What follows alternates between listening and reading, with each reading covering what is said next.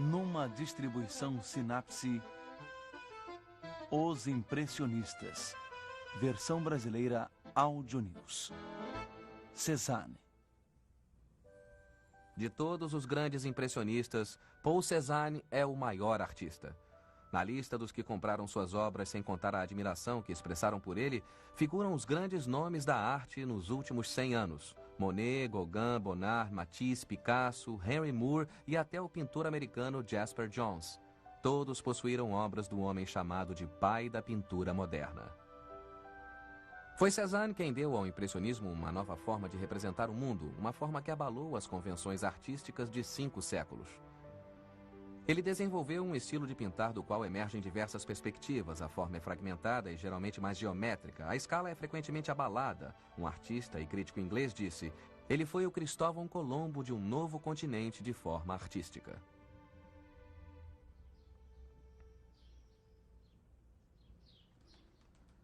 Paul Cézanne nasceu no dia 19 de janeiro de 1839 em Aix-en-Provence, no sul da França, aqui no lar de seus ricos pais. O pai dele era um chapeleiro de sucesso, comprou o único banco da cidade quando Paul ainda era menino. Na cidade, em que havia uma ótima e antiga universidade e havia sido a capital da região antes da Revolução, a vida era refinada e confortável. O relacionamento de Paul Cézanne com seu pai, Louis Auguste, era sempre tempestuoso, partindo do fato de que Louis Auguste queria que o filho fosse advogado. Cézanne foi matriculado na Faculdade de Direito em Aix, mas nutria sonhos de se tornar artista. Ele foi incentivado por um curso de desenho, passando depois para um curso em meio período de pintura, mas o pai se recusava a dar a ele a permissão e dinheiro para ir para Paris. Porém, sem saber, o pai o ajudou a realizar seu sonho de 2 formas. Primeiro, comprou uma luxuosa casa nos arredores de Aix, chamada Jardin Buffon, ou Casa dos Ventos, que mais tarde serviu de inspiração para as obras de Cézanne. E segundo, permitiu que o filho pintasse seu retrato. Aqui está Louis Auguste, na parede do salão de Jardin Buffon. A obra foi feita em gesso, foi removida da parede e emoldurada, e agora está aqui, na National Gallery, em Londres. O enfoque da obra é jovial, inexperiente, parte dela está inacabada. Veremos que mais tarde na carreira de Cézanne, obras inacabadas tiveram profunda importância. Aqui se deve a ele não dominar a técnica, deve-se pintar em gesso enquanto ele ainda está úmido. A mão não foi terminada e não há sombras para as pernas. Mas o rosto é o componente central da pintura. Está bem acabado e espesso, quase aplicado com uma espátula. O que isso nos diz sobre o relacionamento de Cézanne com o pai? Creio que é uma visão autoritária, levemente fria e imparcial. Essa era a consideração do pai dele. Há também o fato de ser mesquinho. Acho que não se pode notar isso nessa obra. Mas ele e Cézanne sempre discutiam por questões financeiras, de certa forma literal e metaforicamente. Cézanne está se espelhando no pai. Tenta elogiá-lo e satisfazê-lo para que lhe permitisse voltar a Paris e estudar pintura adequadamente. Mas, ao mesmo tempo, Cézanne indica um desejo subversivo de se desgarrar. Ele quer vingança e esta é a forma de expressá-la. Em 1861, seu pai enfim cedeu e permitiu que ele fosse para Paris, que cada vez mais se firmava como a cidade dominante da arte ocidental. Ele entrou para uma escola de arte e passou semanas no Museu do Louvre copiando a obra de Tiziano, Rubens, Michelangelo e outros mestres. Mas Cézanne começou a perceber que havia mestres modernos na cidade também, pintores como Pissarro, Manet, Monet e Renoir, a quem Émile Zola, seu amigo de infância, o apresentou. Entretanto, Cézanne era tímido e seu jeito era longe de ser cativante, o que lhe causava a sensação crescente de estar fora de seu lugar. Entre 1861 e 1870, ele passou invernos em Paris e verões em Aix, acanhado no norte, isolado no sul, em uma busca febril pela identidade artística.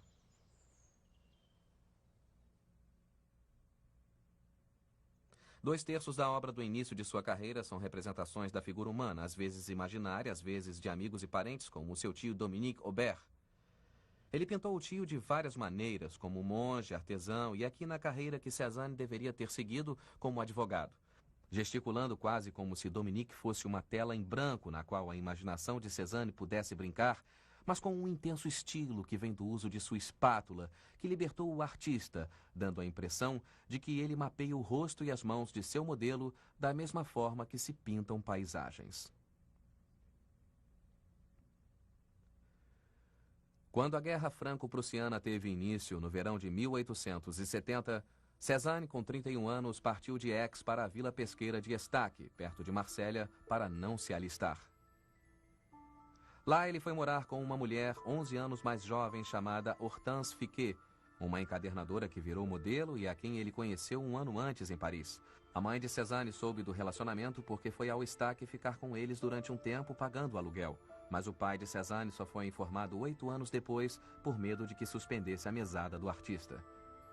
O relacionamento de Cézanne com Hortense durou o resto de sua vida. Eles chegaram a se casar, mas a união parece ter trazido pouca satisfação para os dois. Cézanne se acanhava na presença de mulheres e lhe era desagradável o contato físico. Porém, Hortense inspirou sua obra, mesmo parecendo não se impressionar com os resultados. Hortense posou durante centenas ou milhares de horas para Cézanne. Com o perdão da expressão no rosto dela, pode-se dizer que se tornou uma das grandes musas do século XIX. Mas isso não agradava a ela. Ela viveu 12 anos após a morte de Cézanne, morreu em 1918. Perguntavam-lhe sobre a obra dele e ela dizia: ele nunca conseguia terminar nada. Renoir e Monet, sim, eram pintores. Deve ser lealdade. Depois da guerra, Cézanne e Hortense voltaram para Paris com seu filho Paul, nascido em janeiro de 1872. O evento traumatizou Cézanne e o incentivou a nutrir a noção da responsabilidade, que coincidiu com uma crescente confiança em sua pintura. Aqui, vemos a Avenida de Velhas Castanheiras, na Jade de Buffon, a casa da família em Aix. A sutileza e a disciplina estão presentes em sua obra. A cor é manejada com mais delicadeza, com todo um espectro de verde modificado por toques de amarelo. O mais notável é a geometria simples e forte imposta à cena. A terra é horizontalmente retratada e as árvores são rigidamente verticais, com o caminho e a folhagem cortando uma diagonal na cena de entrada. Isso indica uma lógica severa e formal que Cézanne começou a aplicar ao mundo natural poucos anos depois, em algumas das mais majestosas pinturas de paisagens feitas por ele. Mas antes disso, ele fez um curso rápido sobre impressionismo quando voltou a Paris para passar algum tempo com Camille Pissarro, um pintor que ele descreveu como quase um pai para mim, quase como um deus.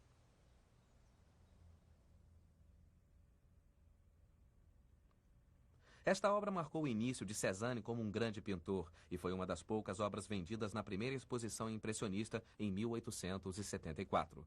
Foi feita em Auvers, no ano anterior, sob supervisão de Pissarro, que ensinou a ele o processo da pintura em exteriores, a eliminação de cores escuras de sua paleta e a captura de efeitos fugazes e vibrantes da crua luz do norte.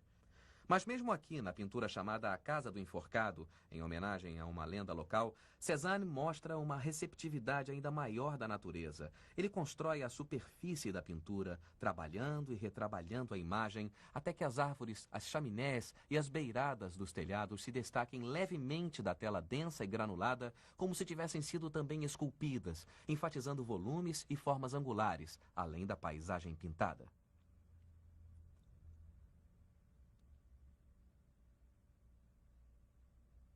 Cézanne corajosamente começava a criar sua marca individual, reforçada por uma rara assinatura.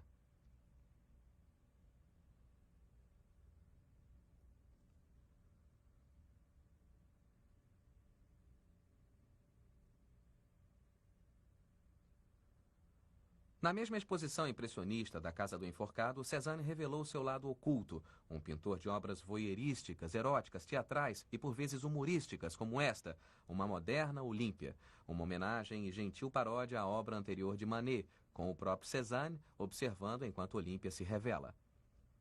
Nem todos ficaram impressionados. Um crítico comentou: no domingo, o público se apinhou para zombar de uma fantástica figura revelada sob um céu de ópio para um viciado em drogas. A aparição de carne rosa e nua, forçada através de um tipo de demônio ou incubus, como uma visão voluptuosa neste canto do paraíso artificial, deixou até o mais corajoso com falta de ar. O Sr. Cézanne deu meramente a impressão de ser um louco. Igualmente proeminentes na pintura de Olímpia são a mesa com frutas à esquerda e o grande vaso com flores à direita. um sinal sutil da crescente obsessão de Cézanne por um gênero de pintura negligenciado e fora de moda, a natureza morta.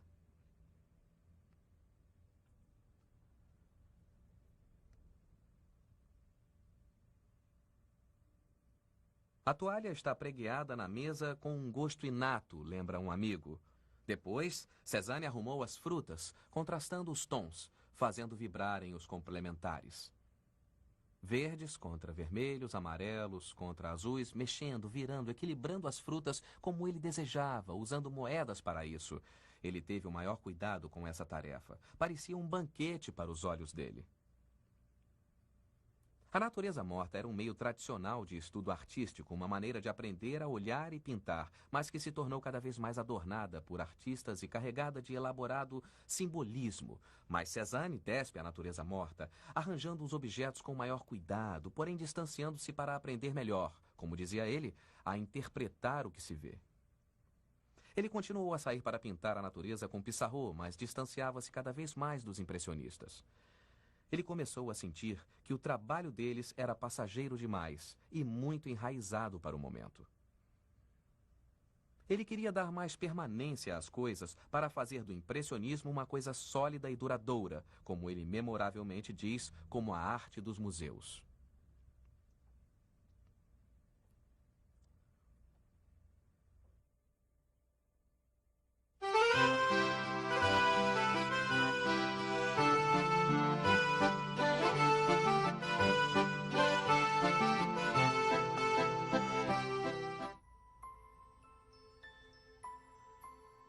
No século XIX, no fim da década de 70 e começo da de 80, ele executou mais de uma dúzia de obras estreitamente ligadas da visão panorâmica do Estaque, na direção de uma cadeia montanhosa sobre a Baía de Marsella. Cézanne ficou fascinado com as variações de composição resultantes da mudança de seu ponto de vantagem ou de quando ele mudava levemente o ângulo de visão. Sua obra começou a contrastar as formas geométricas coesas das árvores e construções à frente com as formas mais espalhadas e irregulares das montanhas ao fundo. Tudo foi unificado e harmonizado por uma técnica de pinceladas quadradas e triangulares, como um mosaico pintado à mão.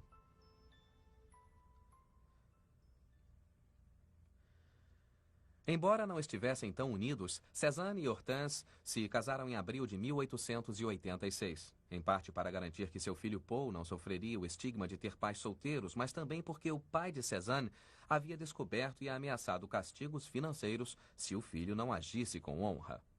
Ironicamente, em outubro do mesmo ano, Louis-Auguste Cézanne faleceu, deixando seu filho independente financeiramente pela primeira vez na vida, aos 47 anos de idade. Cézanne se instalou permanentemente com a família em Aix, na Jade de Buffon, apesar de Hortense preferir Paris. Ele continuou a pintar retratos, mas cada vez mais via a cabeça da mesma forma imparcial que uma maçã. Tudo fazia parte de sua pesquisa pictorial, na qual a emoção e personalidade não figuravam. Tudo estava subordinado ao desenvolvimento de uma visão grandiosa e monumental. O problema dos retratos era manter os modelos parados. Naturezas mortas eram perfeitas, mas a escala era pequena, então ele procurou mais inspiração na paisagem à sua volta. Cézanne tinha dois motivos favoritos nos exteriores que pintava repetidamente e aos quais sempre retornava. O primeiro era a Baía de Marsella, vista do Estaque, que sofria com a poluição crescente das fábricas. O segundo era a Montanha Santa Vitória. Era um retiro natural, um passeio de alguns quilômetros fora de Aix, onde a natureza, em toda a sua imutabilidade, existia para Cézanne. Ele passou os últimos 30 anos de sua vida com seu cavalete e um banquinho, indo de Aix até aqui, para retratar a Montanha Santa Vitória, pintando o motivo. De certa forma, era um meio dele medir a natureza, a mudança de luz, a mudança de clima, a mudança de estação. Era um medidor da própria natureza e de Cézanne como pintor. E mais do que tudo, pessoas, lugares ou naturezas mortas, a Montanha Santa Vitória era a sua musa.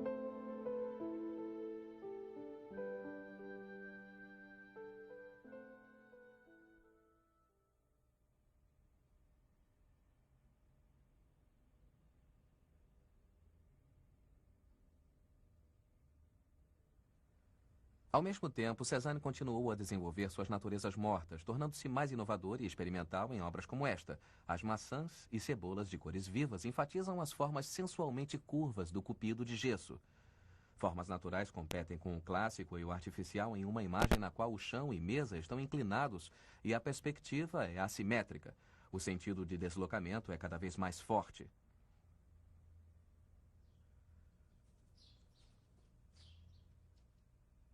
Em 1897, morre a mãe de Cézanne. Ele é obrigado a vender Jardin de Buffon, a casa de sua infância e local de inspiração de muitas grandes obras. Mas havia um ponto a favor. Ele comprou uma fazenda em Le Louvre, nas colinas ao norte de Aix. Aqui, ele mandou construir um estúdio.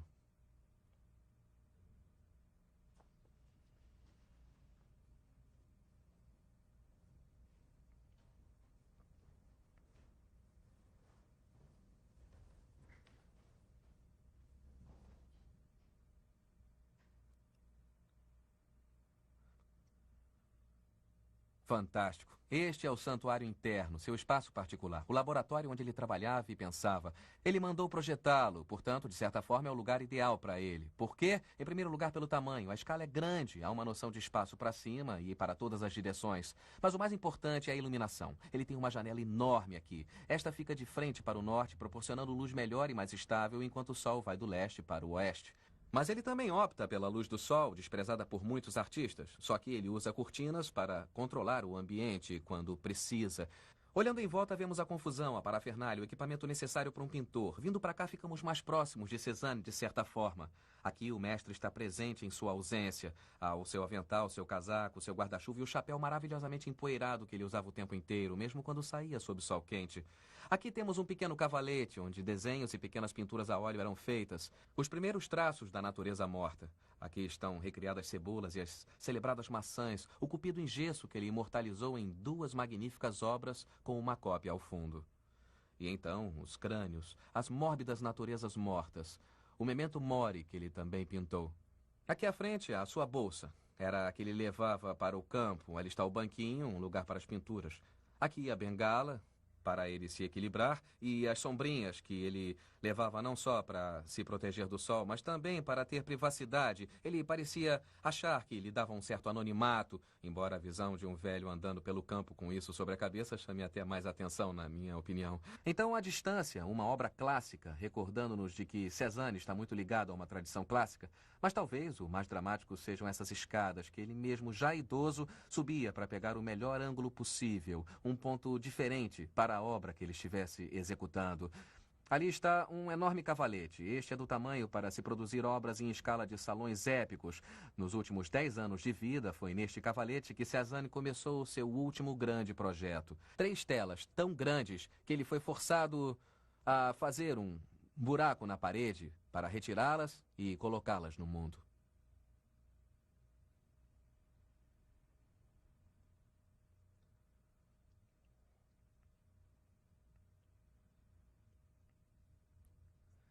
Segundo a história da arte, as maiores obras de qualquer artista são feitas em seus últimos anos de vida, geralmente por razões sentimentais, mas, no caso de Cézanne, seu projeto mais ambicioso foi bem no fim de sua vida. Eu acho que esta pintura aqui na minha frente é uma das maiores conquistas dos últimos 200 anos. Chama-se As Grandes Banhistas. Vemos 11 mulheres em uma paisagem. Essencialmente, o clima é de tranquilidade. Acho que quando olhamos esta obra, impressiona o fato de que há uma harmonia entre o ser humano, ou as mulheres, e a natureza, entre a humanidade e a natureza. Vimos que, por toda a carreira de Cézanne, este é um dos efeitos que ele busca. Mas, como vemos com frequência na arte dele, sempre há dificuldades. Esta é uma pintura difícil de compreender, às vezes, porque Cézanne invariavelmente dá um toque às suas obras. Veja a figura na extrema-direita. A pequena figura madonesca, parece uma estatueta. É pequena porque está distante. O que ela faz remexendo os arbustos? Ela dá à obra uma noção de profundidade. Em essência, tudo na superfície da obra foi ressaltado. Quando o escultor inglês Henry Moore viu a obra pela primeira vez, achou que as imagens pareciam ter sido cortadas de uma montanha rochosa. Onde elas estão? Estão em uma praia arenosa, talvez perto de um rio. O rio parece estar ali, mas não podemos vê-lo. A figura indiferente deitada no centro da obra nos guia. As 2 ruivas de pele perolada parecem estar se dirigindo ao rio que não existe. Essa noção de calma e harmonia com a mulher acariciando o cachorro à frente é perturbada pela mulher à esquerda, a figura desajeitada, monumental que surge meio agressivamente do lado esquerdo. Mas onde estamos nós? Continuamos a nos fazer essa pergunta. Ao fundo, o lindo azul cobalto sugere uma paisagem lunar e, novamente, Cézanne nos desloca. É um tipo de lugar inexistente ou seria um paraíso idealizado? Fica sempre essa dúvida. As perguntas sempre existem.